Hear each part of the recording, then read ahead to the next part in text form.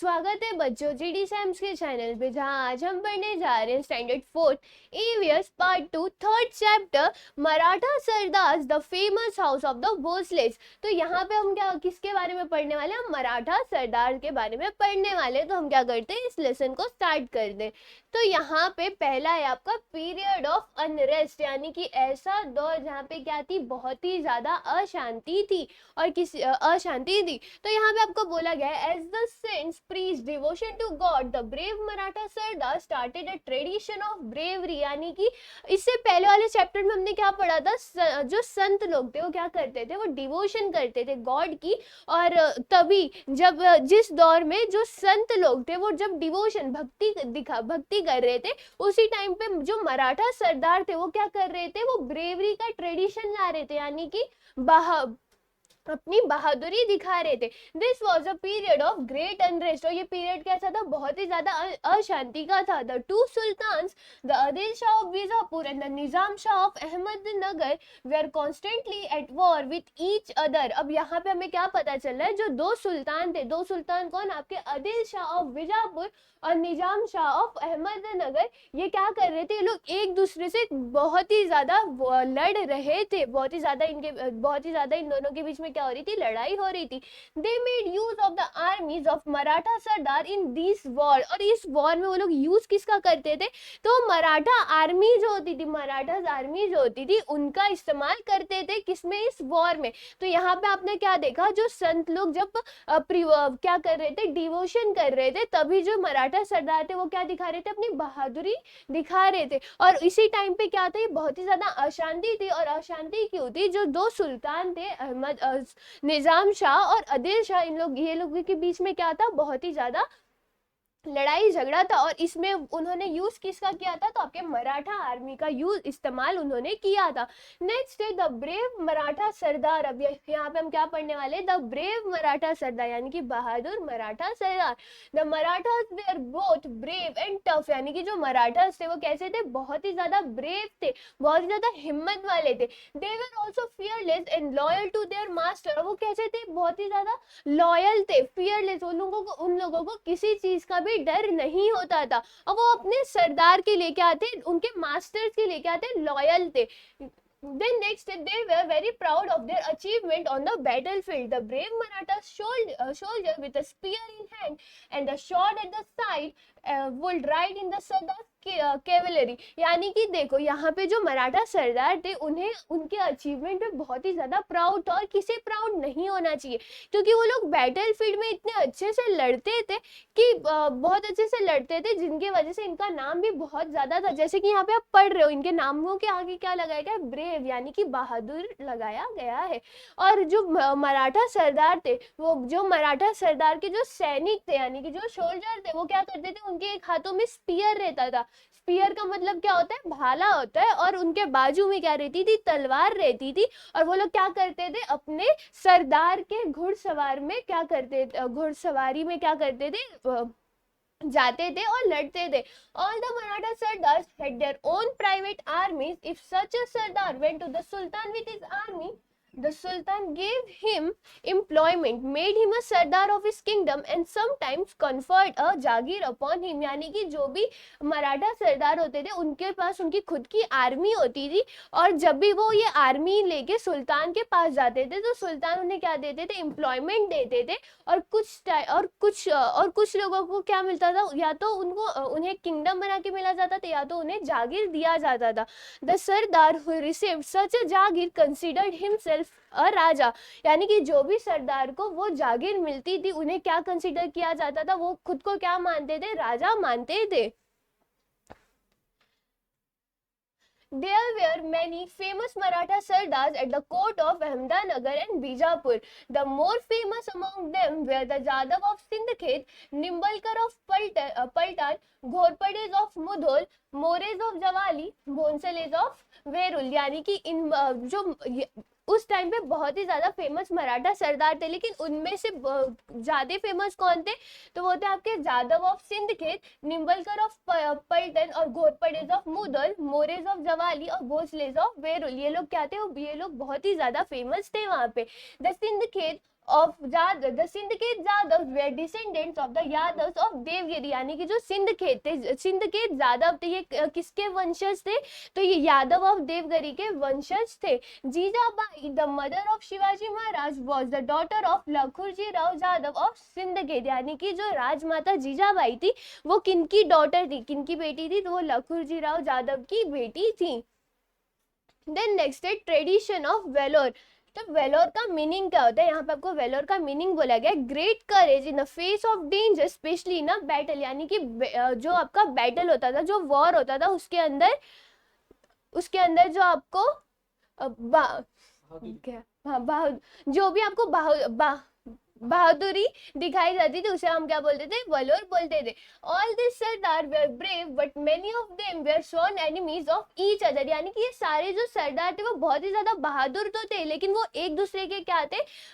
दुश्मन भी थे। They never thought that they should unite and do something for their own people, यानी कि वो उन्होंने कभी नहीं सोचा था कि वो एक साथ आएंगे और उनके लोगों के लिए कुछ करेंगे, क्योंकि वो एक दूसरे के क्या थे? एक दूसरे के स्वर्ण एनिमीज थे। So all their valor and bravery served the interest of other, और उनका जो भी वो बहादुरी दिखाते थे वो किसके हित में, किसके इंटरेस्ट में काम करती थी? वो लोगों के इंटरेस्ट के लिए काम करती थी। Even so they kept alive the warlike spirit especially among the young, यानी कि वो भले ही एक यूनाइट होके अपने लोगों के लिए काम कर रहे थे, बट जो यंग्स थे, जो युवा थे, उनके बीच में जो वॉरलाइक स्पिरिट, वो वॉरलाइक स्पिरिट उन्होंने क्या रखा था? जिंदा रखा था।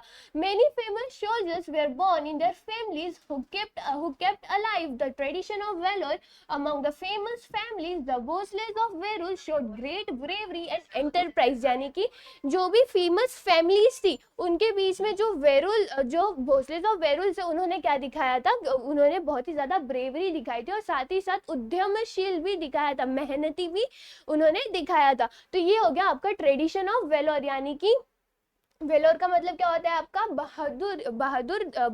बहादुरी होती है। देन नेक्स्ट यहाँ पे क्या है? नेक्स्ट यहाँ पे द टेम्पल ऑफ गुरुनेश्वर। अब ये हम यहाँ पे क्या पढ़ने वाले? द टेम्पल ऑफ गुरुनेश्वर के बारे में। तो यहाँ पे आपको बोला गया it was about 400 years ago, यानी कि 400 इयर्स अगो क्या हुआ था? The temple of Grishneshwar near the Verul caves was falling to pieces, यानी कि जो गुरुनेश्वर टेम्पल था वो क्या हो रहा था? वो बहुत ज्यादा टुकड़ों में टूटते जा रहा था। The walls had developed crack, the priest had also deserted the temple, यानी कि जो वॉल्स उसमें क्रैक आ चुके थे और जो प्रीस्ट था, यानी कि जो मंदिर का पुजारी था, वो भी मंदिर को छोड़कर जा चुका था। Thus the temple which was built in honor of a great god was totally neglected, यानी कि जो टेम्पल गॉड के हॉनर में, गॉड के सम्मान में बनाया गया था, एक बड़े गॉड के सम्मान में बनाया गया था, वो क्या हो चुका था? पूरी तरीके से टूट चुका था और लोग उसे क्या करते थे? नेग्लेक्ट करते थे। All the devotees who came there mourned over the sorry state of the temple, but no one thought of repairing it. सब लोग जाते थे, सब लोग वहाँ पे दुख मनाते थे, बोलते थे कि क्या हो गया? मंदिर खराब हो गया, मंदिर टूट गया। वो लोग दुख दिखाते थे, शोक दिखाते थे, लेकिन कोई भी उसे बनाने की नहीं सोचता था, यानी कि जो मंदिर था उसे कोई बनाने की सोचता नहीं था। Then next day, a great devotee of Shiva visited the temple regularly. He would put flowers and bale on the lingam and express his innermost thought to the god. तो यहाँ पे आपको क्या बोला गया है? एक ग्रेट डिवोटी थे, किसके? तो लॉर्ड शिवा के। वो क्या करते थे? वो रोज मंदिर जाते थे और वो क्या करते थे? जो लिंगम होता है उसमें वो क्या करते थे? बेल और फूल को रखते थे, जैसे कि आपको यहाँ पे दिखाया गया वैसे। और वो क्या करते थे? उनके अंदर की जो भावना थी, जो भी वो सोचते थे, वो किसको बताते थे? वो गॉड को बताते थे। He carried out extensive repair to the temple and resorted it to its original condition. He also made arrangement for the proper maintenance of the temple. अब जब सब लोग क्या करते थे? दुख मनाते थे, टेम्पल को क्या हो गया, यहाँ तक कि पुजारी भी उस टेम्पल को छोड़ चुका था, तभी जो ये डिवोटी थे उन्होंने क्या किया? उन्होंने उस टेम्पल को उसके ओरिजिनल स्टेट में ले गया, यानी कि उन्होंने मंदिर को क्या किया? रिपेयर किया। तो ये थे कौन? वो हम आगे देखते। He also made arrangement for the proper maintenance of the temple. Now there were lights both inside and outside the temple, and the lost grandeur of the Guruneshwar was restored. Who was this devotee who did all this, यानी कि यहाँ पे अब आपको बोला गया है कि जो टेम्पल है, टेम्पल को मेंटेनेंस के लिए भी उन्होंने क्या बहुत ही ज्यादा काम किया उस पे, और फिर उन्होंने क्या किया, जो लाइट्स है वो टेम्पल के अंदर तो थे ही, साथ ही साथ कहाँ थे, बाहर भी थे।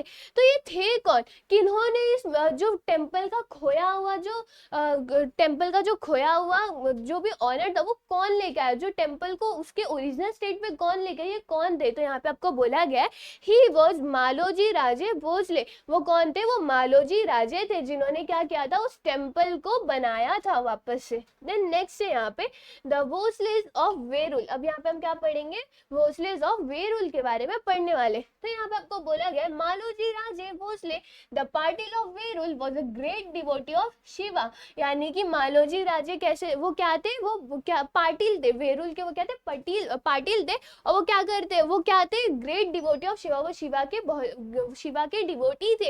नेक्स्ट है Babaji Raje had two sons, Maloji Raje was the elder and the Vithoji Raje the younger. Babaji Raje के कितने बेटे थे, दो बेटे थे, जो कि कौन थे, मालोजी राजे थे और विटोजी राजे थे।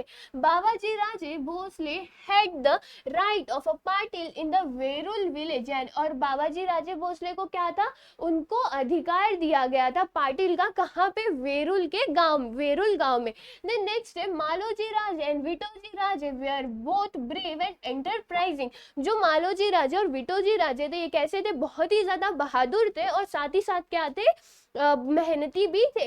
They had in their service many armed Maratha troops, it was a period of great unrest. और उनके सर्विस में, उनके काम में क्या थे, बहुत ही ज्यादा मराठा ट्रूप्स थे, और ये कैसा टाइम था, ये ग्रेट अनरेस्ट, यानी कि इसमें आराम बिल्कुल भी नहीं था, अशांति का टाइम था ये। The Mughal emperor from Delhi had attacked the kingdom of Nizam Shah.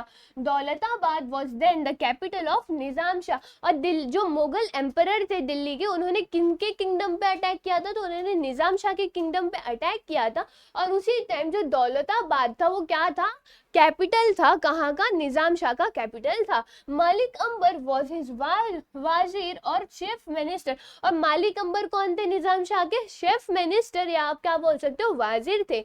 मालिक Ambar was able and wise, the two capable and brave brothers from Verul soon caught his attention. On his recommendation, the Shah conferred on Maloji Raje the Jagir of Pune and Supe Parganas. अब यहाँ पे हमें क्या पता चला, जब Mughal emperor Delhi से जब उन्होंने निजाम शाह के ऊपर अटैक किया था, तभी उनके जो शेफ मिनिस्टर थे, जो कि कौन थे, मालिक अंबर थे, वो कैसे थे, वो बहुत ज्यादा एबल थे, वाइस थे, सच्चे थे। बट और जो ये जो हमारे दो ब्रदर्स थे, कौन थे, मालोजी राजे और विठोजी राजे, इनकी ब्रेवरी, इनकी इंटरप्रेटिंग को देख के जो मालिक अंबर थे वो बहुत ही ज्यादा खुश हो गए थे, और उनके बोलने पर जो शाह थे, शाह यानी कि निजाम शाह को किसने बोला था, आपके मलिक अंबर ने निजाम शाह को बोला कि मालोजी राजे को रखिए, और उन्होंने क्या किया, मालोजी राजे को क्या दिया, आपका पुणे का जागीर दिया, और सूपे परगानास का भी उनको जागीर दिया गया। देन नेक्स्ट है यहाँ पे, so the Bhosles become rich and powerful, Maloji Raje wife was Umabai. अब जैसे उन्हें जागीर मिल गई, तो जो भोसलेस थे वो क्या हो चुके थे, बहुत ही ज्यादा रिच हो चुके थे, और पावरफुल, ताकतवर हो चुके थे। और यहाँ पे आपको बोला गया मालोजी राजे की वाइफ कौन थी, उमाबाई थी। She came from the house of the Nimbalkars of Phaltan. They had two sons, Shahji and Sharif ji. तो यहाँ पे आपको क्या पता चल रहा है, वो कहाँ से आई थी, तो वो निम्बलकर ऑफ पलटन से आई थी, और उनके क्या थे, दो बेटे थे, एक कौन थे, शाहजी, और दूसरे कौन थे, शरीफ जी थे। Then next है मालोजी राजे was killed in a battle at the Indapur. Maloji Raje का क्या, मालोजी राजे जो थे वो कहाँ पे, बैटल, एक युद्ध में क्या हो चुके थे, उन्हें मार दिया गया था, जो कि कहाँ था, इंदापुर में हुआ था। At that time Shahaji was only 5 years old। और जब मालोजी राजे बैटल में मारे गए थे, तभी शाहजी की उम्र कितनी थी, तो उनकी उम्र सिर्फ 5 साल थी। Then Vithoji Raje looked after the children and the jagir, और उसके बाद बच्चों का ध्यान बच्चों का और जागीर का ध्यान किसने रखा था, तो विठोजी राजे ने रखा था. Later he asked in marriage for Shahaji the daughter of Lakhuji Rao Jadhav Jijabai, the daughter of Lakhuji Rao was well favoured by the God. यानी कि अब विठोजी राजे ने क्या किया था, उन्होंने शाहजी के शादी के लिए उन्होंने लखुजी राव जादव की बेटी यानी कि राजमाता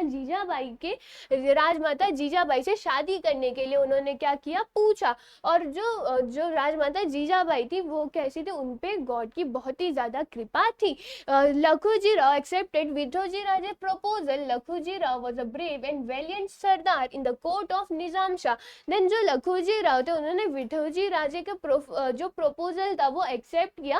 और लखुजी राव कैसे थे, वो बहुत ज्यादा ब्रेव थे, बहादुर सरदार थे. कहाँ पे, तो निजाम शाह के कोर्ट में वो थे. He kept a large army of his own. He commanded great respect and honour at the court of Nizam Shah. He celebrated the wedding of Shahaji Raje and Jijabai with great pomp. Jijabai become the fortune for the Bhosale family. अब यहाँ पे हमें क्या पता चल रहा है, जो लखुजी राव जादव थे उनकी आर्मी बहुत ज्यादा बड़ी थी और उन्होंने निजाम शाह के कोर्ट में बहुत ही ज्यादा इज्जत क्या कमाई हुई थी, बहुत ही ज्यादा इज्जत उनकी थी. और उन्होंने शाहजी राजे और राजमाता जीजाबाई की जो शादी थी बहुत ही ज्यादा धूमधाम से मनाई. पॉम्प का मतलब क्या होता था, आपका धूमधाम होता था. और राजमाता जीजाबाई थी वो क्या बन चुकी थी, उस फैमिली के लिए एक ग्रेट फॉर्च्यून बन चुकी थी. देन नेक्स्ट है शाहजी राजे. निजाम Shah transferred to Shahaji Raje the Jagir he had conferred on Maloji Raje. Then next क्या हुआ, निजाम शाह ने जो जागीर मालोजी राजे को दी हुई थी उन्होंने वो किसे दे दी, शाहजी राजे को दे दी. शाहजी राजे was a brave and capable man held in a great respect at the court of Nizam Shah. The Mughal emperor decided to conquer the kingdom of Nizam Shah. For this he made an alliance with Adil Shah of Bijapur. तो Mughal emperor उन्होंने क्या किया था, उनको क्या चाहिए था, निजाम शाह का किंगडम चाहिए था. और उसी किंगडम को पाने के लिए उन्होंने क्या किया था, जो आदिल शाह बीजापुर थे उनके साथ मिलकर अटैक करने की उनके ऊपर सोचा था. Malik Ambar and Shahji Raje fought bravely to save Nizam Shahi. Malik Ambar और शाहजी राजे थे, इन दोनों लोगों ने क्या किया, बहुत ही बहादुरी के साथ लड़े थे निजाम शाह के किंगडम को बचाने के लिए. They defeated both the armies. This battle took place at Bhatvadi near Ahmednagar. Sharif ji was killed in the battle. Shahji Raje displayed great valor. He was praised everywhere as a brave general. और इसी टाइम पे क्या होता, उन्होंने क्या किया था, दोनों आर्मीज को हरा दिया था और निजाम शाही को भी क्या बचा लिया था. और इसी बैटल में क्या हुआ था, शरीफ जी जो थे वो मारे गए थे. और शाहजी राजे ने जो उनकी बहादुरी दिखाई थी उसकी वजह से उन्हें बहुत ही ज्यादा प्रेज किया गया था, यानी कि उनकी बहुत ही ज्यादा तारीफ हुई थी.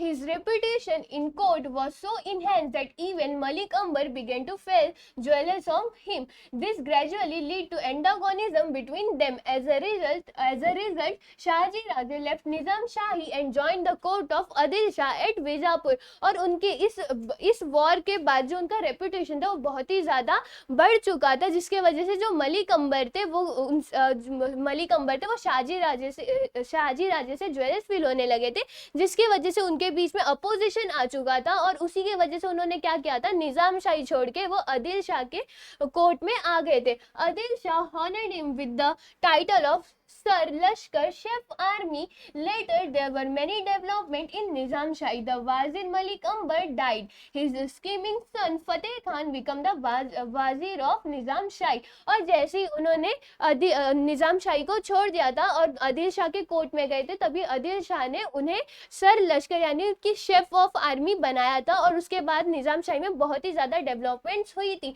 और जो वजीर मलिक अंबर थे वो मर चुके थे और उनके जो बेटे थे अब वो क्या बन चुके थे, निजाम शाही के वाजिर बन चुके थे. During his period the Nizam Shahi began to decline. और जब फतेह खान उनके वाजिर बने हुए थे तभी क्या हुआ था, जो निजाम शाही था वो नीचे जाते जा रहा था. At about the same time there was a great threat of Mughal aggression. So Nizam Shah mother appeal to Shahaji Raje to return to Nizam Shahi and save it. Therefore Shahji Raje left Adil Shahi and return to Nizam Shahi. और जब मलिक अंबर मर चुके थे और उनके बेटे को जब वाजिर दिया गया था, तब क्या हुआ था, निजाम शाही धीरे धीरे नीचे आते जा रहा था. और जो मुगल थ्रेट आ रहे थे, मुगल लोगों से जो मुगल लोगों के मुगल लोग उन्हें थ्रेट दे रहे थे, उसके वजह से निजाम शाह की जो माँ थी, उन्होंने क्या किया था, उन्होंने शाहजी राजे को अपील किया था कि आप वापस से निजाम शाही में आ जाओ और इसे क्या कर लो, बचा लो. और इसी के वजह से शाहजी राजे ने आदिल शाही को छोड़ा, वो फिर से कहाँ आ गए थे, निजाम शाही में आ गए थे. और इसी के तरह क्या होता है, आपका ये लेसन भी खत्म होता है, जहाँ पे हमने क्या देखा, great sardar of great Maratha sardar. अब हम क्या करते हैं, इस लेसन के एक्सरसाइज पे आते हैं. तो पहला यहाँ पे fill in the blanks choosing the correct option. तो पहला क्वेश्चन है यहाँ पे, among the famous families the dash of Verul showed the great bravery and enterprises. यानी कि ये इसका आंसर क्या आएगा, आपका भोसले आएगा. देन नेक्स्ट है, Babaji Raje Bhosle had two sons, Maloji and Vithoji. Then next है, dash was the capable wazir of Nizam Shah. यानी कि निजाम शाह के कैपेबल वाजिर कौन थे, तो आपके मलिक अंबर थे. देन नेक्स्ट है, राइट द रिलेशन बिटवीन. यानी कि यहाँ पे आपको नाम दिए गए और आपको इनके बीच का रिलेशन लिखना है. तो पहला है आपका मालोजी राजे एंड विटोजी राजे. तो ये दोनों कौन थे, ये दोनों ब्रदर्स भाई थे. देन नेक्स्ट है, शाहजी राजे लखोजी राव जादव. तो यहाँ पे बोला गया Lakhoji Rao Jadhav is the father in law of Shahaji Raje. Then next है, शाहजी राजे एंड शरीफ जी. तो ये कौन थे, ब्रदर्स है.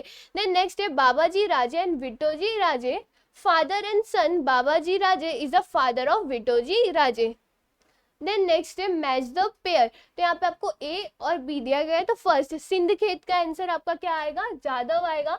पलटन का आंसर निम्बलकर आएगा. जावली का आपका मोरे आएगा. और मुद्धोल का आएगा आपका Ghorpade. Then next give the answer in one sentences. First यहाँ पे who restored the temple of गुरुनेश्वर to its original condition. यानी कि गुरुनेश्वर टेम्पल को उसके ओरिजिनल पोजीशन पे किसने लाया था. तो इसका आंसर आएगा आपका Maloji Raje Bhosle restored the temple of गुरुनेश्वर to its original condition. Then next which Jagir was bestowed upon Maloji Raje by निजाम शाह. तो इसका आंसर आपका आएगा Nizam Shah conferred Pune and Supe parganas to Maloji Raje. Then third है, who fought bravely to save Nizam Shahi. यहाँ पे आपको पूछा गया है कि निजाम शाही को बचाने के लिए किन्होंने बहादुरी से लड़ाई की थी. तो इसका आंसर आपका Malik Ambar and Shahji Raje fought bravely to save Nizam Shahi. Then next है, with what title did Adil Shah honour Shahji Raje. यानी कि शाहजी राजे को आदिल शाह ने कौन सा टाइटल दिया था. तो वो आएगा आपका Adil Shah honour to Shahaji Raje by giving him title Sar Lashkar में शेफ ऑफ आर्मी. यानी कि उन्हें कौन सा टाइटल दिया गया था, तो सर लश्कर का टाइटल उन्हें दिया गया था. देन नेक्स्ट है, why did Shahji Raje leave Adil Shahi and return to Nizam Shahi. यानी कि शाहजी राजे ने आदिल शाही छोड़ के निजाम शाही में वो क्यों आए थे. तो यहाँ पे आपको बोला गया, after death of Malik Ambar his son Fateh Khan become next wazir but Nizam Shahi become more decline. Hence mother of Nizam Shah appeal to Shahaji Raje to come back for Nizam Shahi for save kingdom. That is the main reason for Shahaji Raje left Adil Shah. यानी कि उनकी mummy ने जब बोला कि निजाम शाही को बचाने के लिए आप आ जाओ, तो उन्होंने आदिल शाही छोड़ के वो वापस से निजाम शाह के यहाँ पे चले गए थे. और इसी के तरह क्या होता है, ये लेसन भी खत्म होता है. आई होप आपको ये वीडियो समझी होगी. फिर मिलते हैं नेक्स्ट वीडियो में.